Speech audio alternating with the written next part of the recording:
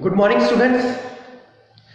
We are continuing 7th chapter, new questions and ideas. Students, in a previous video, we discussed the teachings of the Buddha.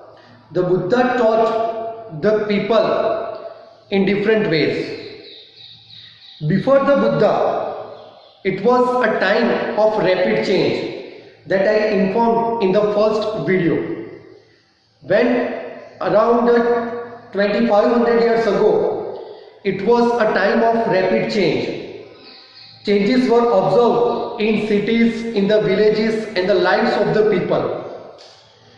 So different thinkers, they tried to study these changes.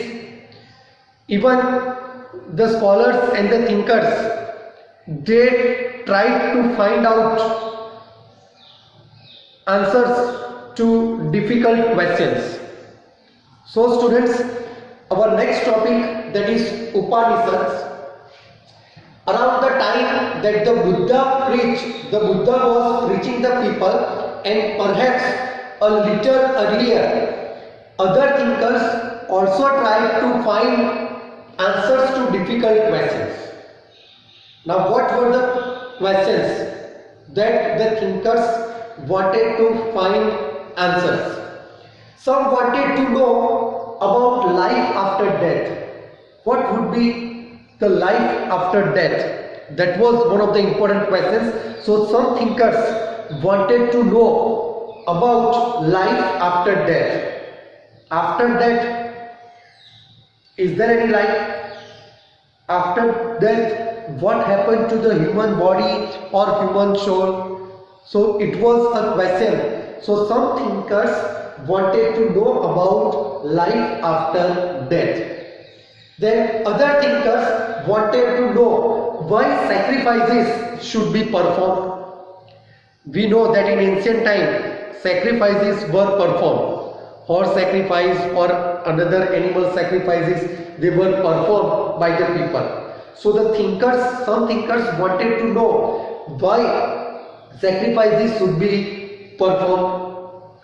So many thinkers thought that there was something. Some thinkers, not even some, many thinkers, they were of the opinion that something was there in the universe which was permanent, which is not going to be changed. Some thinkers, they were of the opinion that something permanent in the universe that would last even after death.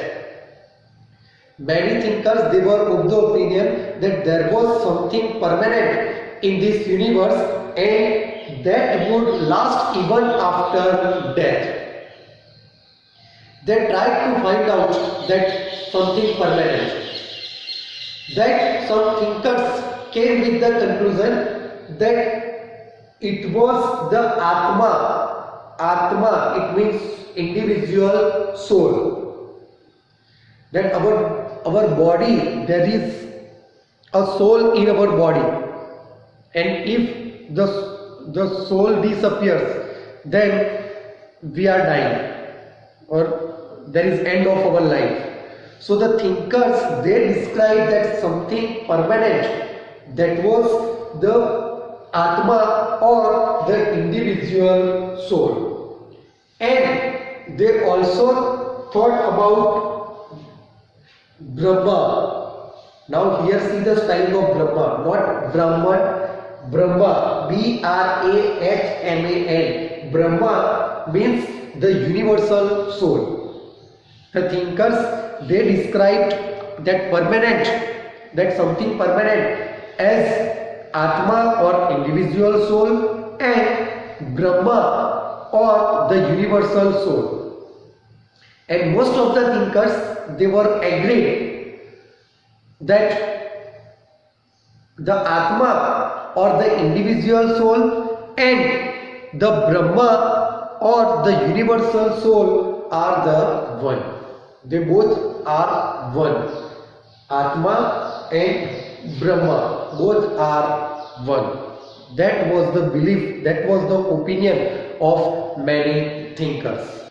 So the thinkers who tried to find out answers of difficult questions, their ideas, they were recorded in Upanishads. Now what is meant by Upanishad? Upanishad literally means approaching and sitting near. I repeat, Upanishad literally means approaching and sitting near. In other words, we can say the text contained conversation between teachers and students. The text contained conversation between teachers and students. So in Upanishads, whatever ideas were recorded, they were in the form of dialogues.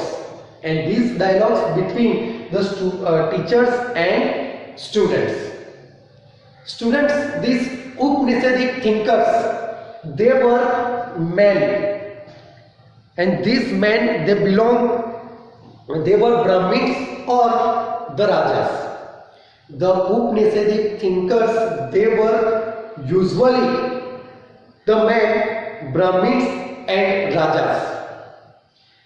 Exception is there, that is occasionally there is mention of women thinkers, women Upanishadic thinkers, and one name is given in our textbook, that is Gargi. That Gargi, she was a woman, but she was an Upanishadic thinker. She was famous, Gargi, she was famous for her learning and participated in debates held in royal courts. In royal courts, at the time of debate, she participated, Gargi. She was highly learned woman. In royal courts, the poor people, they were not allowed, they were not permitted to take part in discussions or debates. One exception here was that is Satyakama Jabala. Satyakama Jabala, he was the son of a slave woman named Jabali. But the Satyakama Jabala had a deep desire to learn about reality. So he was given the permission to acquire knowledge from Gautama. So this is about Upanishads. Thank you, students.